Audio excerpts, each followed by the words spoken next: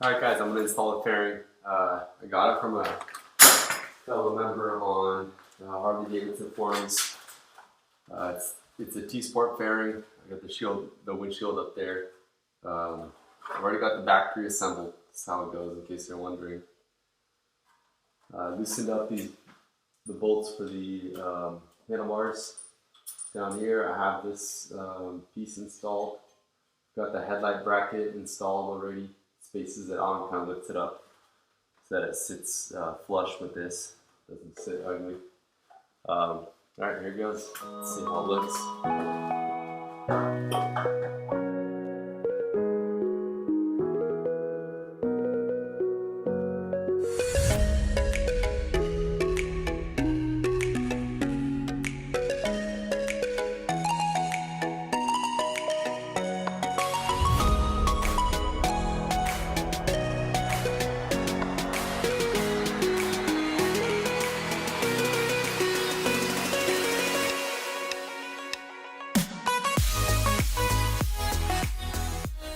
What's up guys? The battery died on me the other day, so I couldn't finish recording the install of this T-Sport fairing, but I've got it installed now. I've got the windscreen on.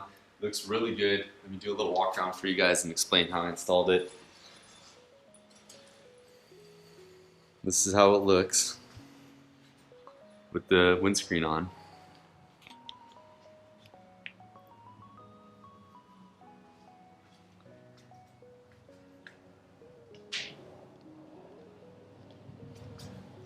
The handlebars looks really good. I really like how these Biltwell Tyson XL throttle-by-wire handlebars look with the T-Sport fairing. Really digging these hand grips as well. They're really comfortable, they look really cool, and they match the color of the wheels and the emblems on the Harley. This one's damaged here, I need to replace it. But it looks really good. This color is chocolate, and it's almost identical to the Lowrider S coloring. So I guess that's a chocolate color. So you guys know what color it actually is. Drop that comment in the comment section. But this is how it looks inside. This is a crater fairing that I got from a member on the Harley Davidson forums. They're pretty cheap, they're only about $100 or so. The important thing with this fairing is you need to have this bracket. I don't know if you can see it very well, but you got to get this headlight bracket so that the headlight is flush in the fairing, or else it'll be recessed in and it won't look very good.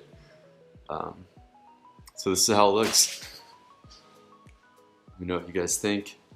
So after installing this section, the lower section, you just put these 4 screws in.